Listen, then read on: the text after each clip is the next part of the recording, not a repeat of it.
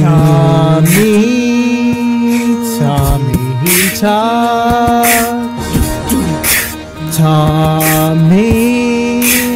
Tommy talks. This song is fair. You don't copyright strike me. Hello, folks. Welcome back to another awesome episode of Tommy Talks. I am your host, Tommy NC 2010. I am back here again with another awesome guest. Well, he is an awesome guest. He's been on here before. He runs one of the most epic reviewing channels here on YouTube, and he is known as Mr. YMS. Mr. YMS, hello. How are you doing today, sir? I'm doing great. I'm feeling fine. I'm COVID free. I don't have any COVID, so I'm good. So am I. I am glad to hear. I had a bit of a scare myself when I had to go get a COVID test. My father has leukemia, so I can't take a risk. I was supposed to do like an entire vlog with him, but then I had to go get a COVID test, and I couldn't hang out with him that much. And then it's unfortunate, but it's better to play it safe, right? So yeah. And then after that happens, Thanksgiving Eve, my father falls and breaks his hip, and now he's in a center trying to like heal and also fight cancer also.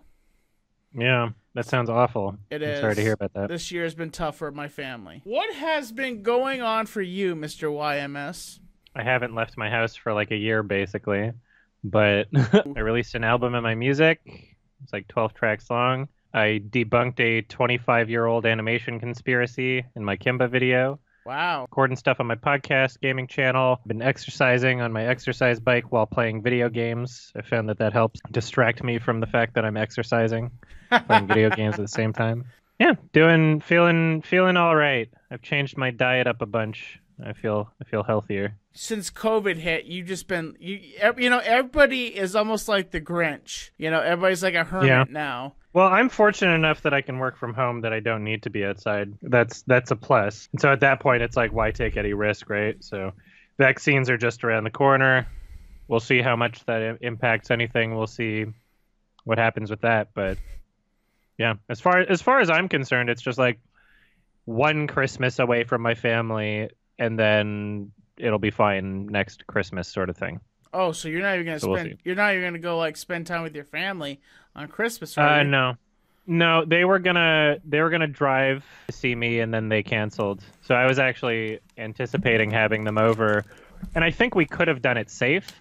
It was just like too stressful, too many things up in the air. We didn't know like if there would be like a lockdown during it. My brother lives on the opposite end of the country, and so he'd have to fly in, and that would probably be a bad time because everybody's flying at the same time during Christmas. And yeah, it was just, we all have smartphones. We can just do a video chat, and it's just 1 year, and it's really not that big of a deal in the grand scheme of things. So, and then because we all live in different cities, right? So I guess because now it's like everybody can just mail each other gifts and then open gifts on Christmas morning on camera, Oh, I was totally thinking about how much this pandemic would have sucked if it happened like 20 years ago, before Netflix and Amazon and all the stuff that is making this like bearable.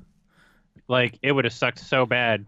Like, I mean, it's never a good time for a pandemic, but it hit at a pretty convenient time comparatively, I think.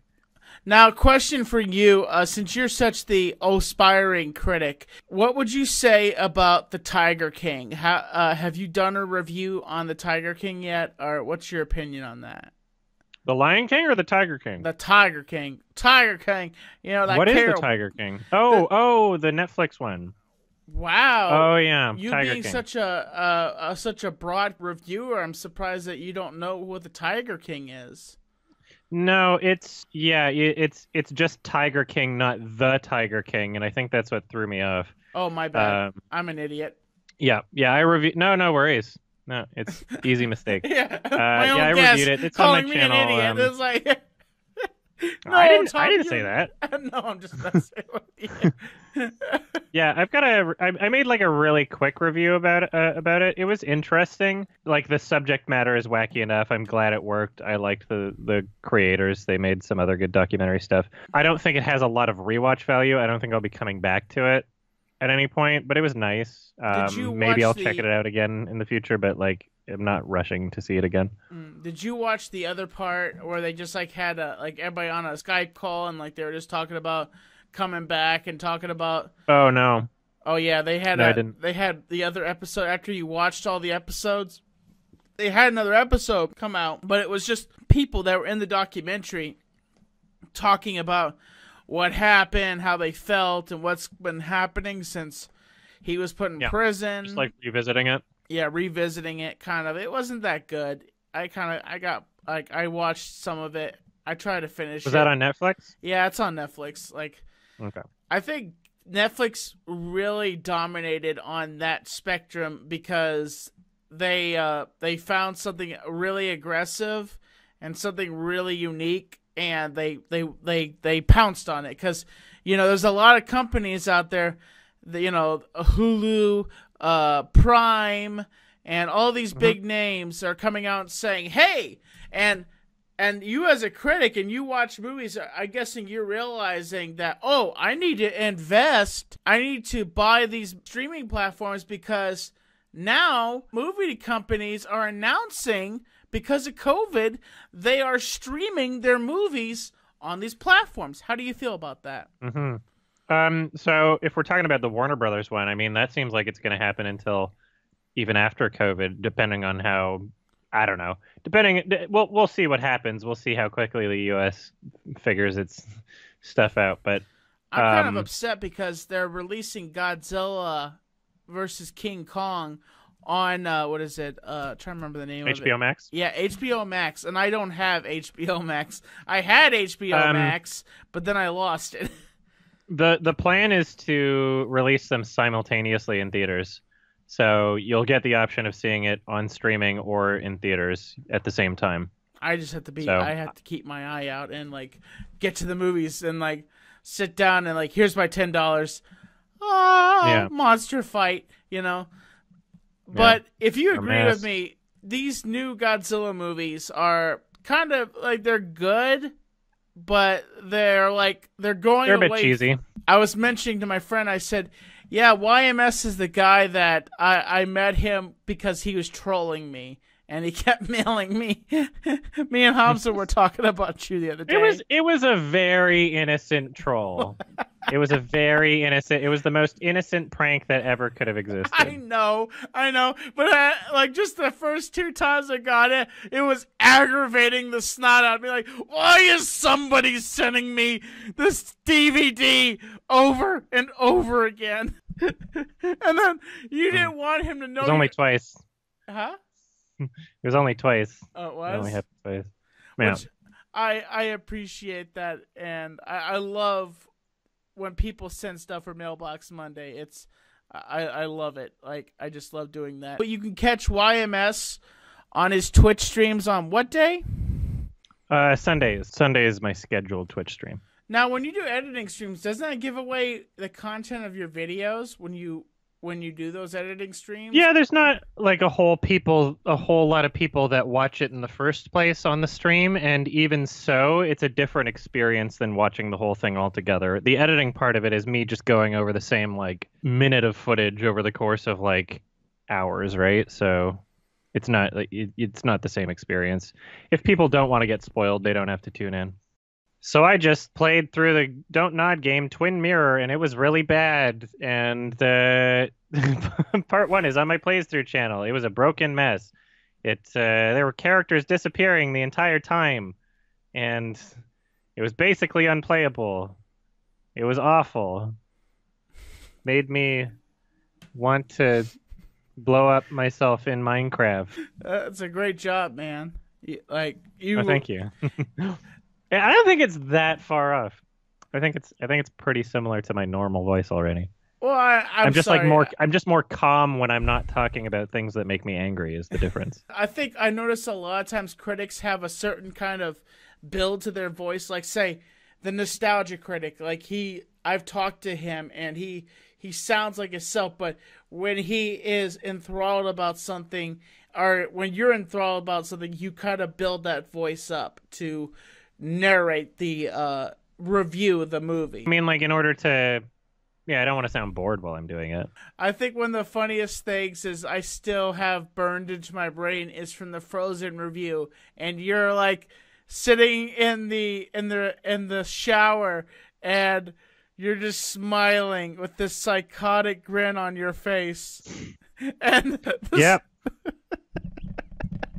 That was right after I got a managed partnership when they actually meant something on YouTube, and I took full advantage of the fact that I wouldn't be copyright claimed. So I played quite a lot of the song, but I still would argue it's fair use regardless, but just that I didn't get claimed for it is the point. I was able to do the slow zoom and just have the Under the Sea play for a while. You know, just really build up the energy of the scene, so to speak. I tried to recreate that one time, and I couldn't get the soap suddy enough. Like, I was, like, sudding up my face. I'm like, it's not suddying up. Like, why is it not? I think there might have been some shaving cream. I think it was shaving cream. I didn't realize that. I didn't realize that you had used shaving cream, and I was like, it's not getting soapy enough. Like, I can't give what's not... Yeah. Like, it's not working. Get a different brand of soap. Different brand of soap. Don't drop the soap, YMS. Uh-oh. Well, I'm not in jail, so I can drop it all I want. Are you dating anybody right now? Kind of. Half, I'm not sure. It's a long-distance thing, so I don't really like to apply that label if I haven't met the person in person, so I'm calling it a kind of thing right now, but we'll see. It looks... From that picture, it looks like you're poking your head out of a bunch of stuffed animals. Oh, yeah. That's funny. And that's the profile that you can see on YMS's channel. I noticed a lot of actors that are in comedy are really branching out to serious roles, like comedians like that want to branch out. Like, sometimes I wish, and I bring this up all the time, I wish that Chris Farley, if he had lived long enough, that we could have seen Chris Farley in a serious role, you know? But I feel like Tommy Boy gave us some of that. Yeah. Did you see Uncut Gems? Oh my gosh, dude. I watched that. I would love to work hand in hand with you on a review in the future, ripping apart a movie and giving our opinion on it. Would you be up to that? Because I know that you're kind of a lone wolf kind of guy. And yeah, and I'm also a person that likes to plan ahead pretty far, and pretty busy with a lot of things going on. But I can do the same thing I did last time, and say that I'll keep it in mind, and then if I see an opportunity where it makes sense, then I'll let you know, and that's what happened last time too. So that's understandable. What wound up happening. So. And yeah. I gotta say, whenever COVID is over and you ever do any traveling, I would love for you to come to Black Mountain and us hang out and do a video and do. Yeah, it'd be cool. It would. I know, and I know I know you kind of said to me in our first interview, you said, Tommy, why I like you is because I like small town people. Well, yeah, there's like you got a lot of that energy, and it's your videos are like an interesting window into that world.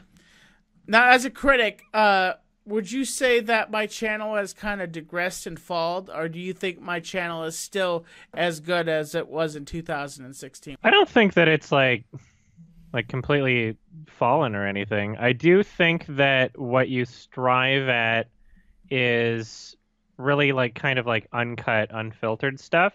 So I prefer the types of videos with less kind of YouTuber-y editing. That would be my criticism, but otherwise you're still the same Tommy. You're still doing a good job. Well, my favorite things are the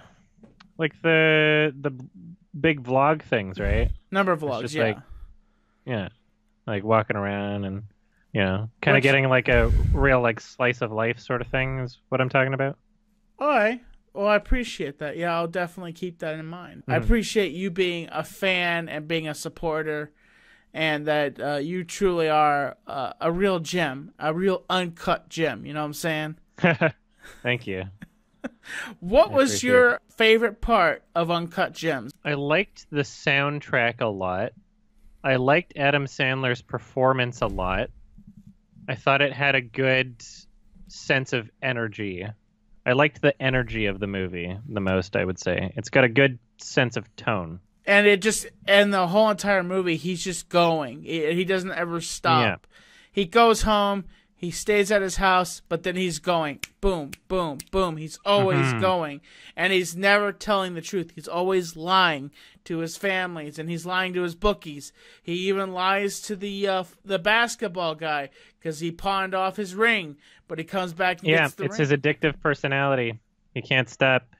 He keeps wanting to like risk everything to win big, and core ideas of the film is really just like gambling addiction. Now, do you think that Jim actually had magical capabilities? Like, it was kind of crazy because whoever would look at into the gym, they would just see so much. And I remember the basketball player like held onto the gym, and like he wanted to get the gym back every single time because it had these weird capabilities to it. I don't think it matters whether or not it had magical abilities. I think it more or less just represents like this sort of chasing the dragon sort of thing in people's minds. Like Adam Sandler had his own gambling sort of addiction problems, and as we see, so did the basketball player in ways. He needed to have this thing. Once he set eyes on it, he was unable to let it go. So I think that just kind of plays into the themes of what it's going for. I think it kind of shows a mental balance of everybody has addictions. Everybody has addictions to something, and they want that so badly, but they can't have it because of Requiem the price. for a Dream is a good movie like that. Where that's like the central theme. Requiem for a Dream. Oh, what's that about? It's literally about addictions, but different characters. It's got Jared Leto. It's got Jennifer Connelly. It's got Marlon Wayans. It's got Ellen Bernstein. I've heard of it. I don't think I've ever watched it. It's not a happy movie. It's very stressful and kind of sad, but it's really good. It's very visceral. Now, for you being a hardcore critic, what was your opinion on 2019's Joaquin Phoenix's Joker? I enjoyed it. What's funny is before he was even cast, in my mind, I was thinking the only person that could like actually compete with someone like Heath Ledger's Joker performance would have been Joaquin Phoenix. So it was great that he was cast for it because he was always my number one pick because he's a great actor. He's very, very talented. There's things I liked about it for sure. I like that it's different. I like that it is more of this like character study, kind of like darker. It's not even really a superhero movie sort of thing. No. There are parts of it that I wish were better and kind of less obvious. Without spoiling anything, there's a reveal about one of the characters close to him, and then right after the reveal, which is like really like it's really obvious anyway, but then it shows some flashbacks. I'm like, you're kind of just like, when it makes something a little too obvious, then it starts to diminish in quality for me. But it was interesting for sure. I think that I would like it more The King of Comedy and Taxi Driver weren't already movies, because the Joker was really unashamed in just how much it lifted from those two Martin Scorsese films. Yeah, so I don't know if you've ever that's seen what those, I heard, that it was a King of Comedy. It was basically just a remake with Joker as the character. Like the amount of similarities is not just like coincidental thing. It's like basically the same. It's a little too much. Not like I'm accusing it of ripping it off, because I don't really care whether or not something rips something off, as long as it's like better, or as long as like it justifies its own reason for existing. But it didn't feel like a better version of those. It didn't feel like an incredibly unique version of those. It just felt like the same thing again to some extent with Joker. And I liked it overall, don't get me wrong. I still liked it. I'm just saying it could be better in my eyes in a lot of ways. Understand. I mean, in my opinion, I thought it set a match. I thought it was perfect. And the slight difference between the King of Comedy and the Joker was Rupert Pumpkin. Am I right? Pumpkin? I didn't. Is that how he says his name? Pumpkin, I think. Pumpkin. He's like Pumpkin. And everybody kept calling him Pumpkin, and he's like, it's Pumpkin. It's Pumpkin, or something like that. He kept repeating itself. But the difference between Joker and that movie was the character of Robert De Niro's character was wanting to be the entertainer, but with Joaquin Phoenix's Joker, he wanted to have the guy of the host of the show be like his father figure, because his father was never there for him, and he wanted to be entertaining. He wanted to be a comedian, but he wasn't funny. Yeah. You also, I don't know, you also just, like, I like that element of it too, but you also just reminded me about a part of it that felt really weird to me that I forgot about up until now, was like the whole, this weird kind of like, it felt like the Batman connection stuff was a little forced into the script. Like it didn't really have, it shouldn't really have anything to do with. When he's outside of the house, that part felt, and he sticks his it fingers felt a in little his mouth. forced, like it was on the checklist on their script. Like, okay, we got to connect this to like Batman stuff, and then like the whole, it just the without spoiling it, I guess, like the thing, the chain of events that influences like later events in Batman and stuff. And I was just like, I didn't need that. It was a strong enough story on its own, and there are parts of it that feel a little like forced into it, like out of obligation, I believe that any movie has its faults. Like, for him locking himself in that 80s refrigerator, and I'm like, come on, he's dead. He's clearly dead. Like, there's no getting out of that refrigerator, because I know on those refrigerators, once you lock yourself in those refrigerators, you can't get out of them. You suffocate. Like, there have been no way. Like, so many scenes was portraying of, Arthur killing himself. Like, where he's in his house, and he takes the gun, he sticks it to his head, he pulls the trigger. That was him imagining. Yeah. Which is, I mean, like, it's also, like, another reason why the twist about one of the characters that I was talking about earlier, without specifying it, was just a little obvious, is because we've seen this. We've already proven many times in the film that this character is an unreliable narrator, that what we're seeing is not even necessarily true. Like, that's been made very clear throughout the movie already. So it was just like, didn't really need a flashback for any of those reveals. So that was a little weird. And if you are a Joker fan as much as I am, Joker is not the best narrator. He says, if I was to tell a story, I'd have it either way. So if he's telling you a story... I'm glad they incorporated that. Huh? I'm glad they incorporated that into the script for this film. Yes, and like he himself is not all there. He doesn't and I think it's interesting that they give him an identity, but really you don't know who. And then people say, "Oh, he's Jack Napier," and I'm like, he's neither. He's just the Joker. Every character has a backstory, but it's always about. Okay, as a critic, I am very upset.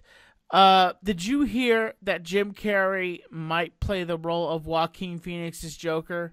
Like, he might take in part 2. Is that a real thing, though? Let's see. I saw articles. I'm going to look this up right now.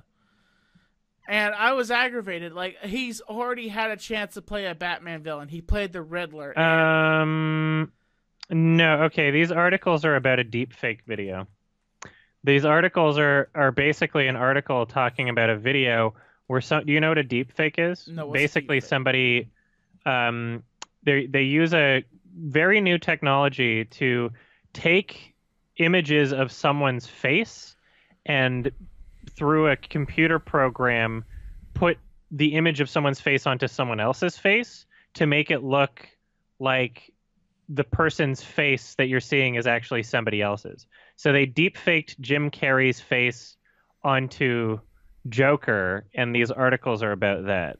They're not talking about him replacing him in the role. They're just talking about somebody made a video where it looks like he's replaced in the movie that already exists. Honestly, like Phoenix is short, but the thing is that with Carrie's a little too tall, so it'd be going from a short dude to a tall dude, you know. Which the Joker is gangly, you know. He's very gangly. He's very long, and he's very, you know, like to the point and insane at the same time. So it would be interesting to see if Carrie would take on the role of the Joker. Bring him back to the Riddler. I don't know. But maybe take some of that energy, but and you know, give us something of something like that. Perfect. Sorry. Yeah. It's an interesting part that they added. Like they did interesting things with the story. They did some clever, kind of cool things that I liked, where it deviated from the source material. But I'm like, yeah, but that kind of makes it cool. That kind of makes it its own thing.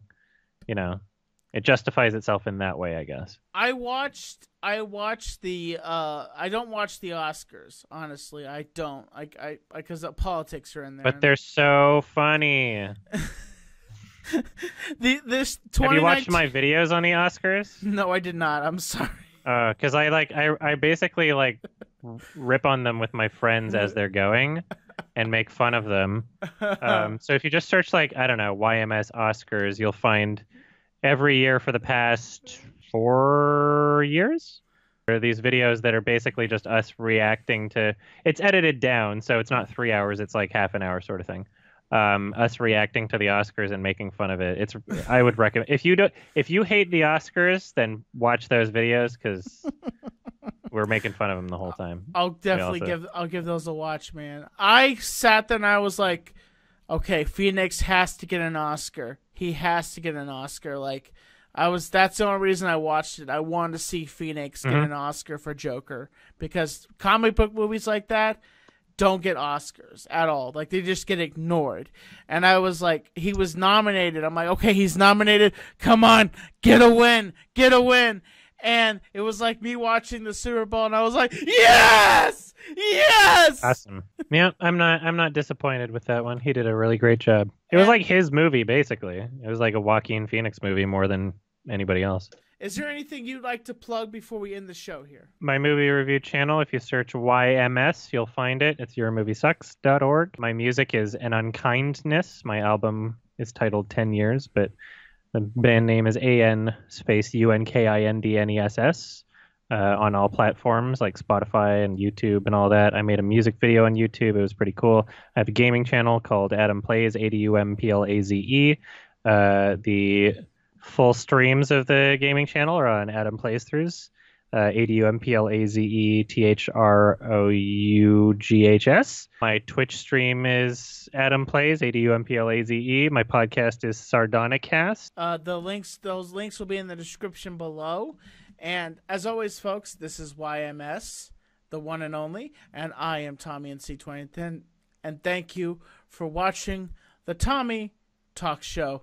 As always, folks. Woo! I am Tommy, NC 2010, and I'm keeping you on the inside fact. fact. Sorry, I stole it from you.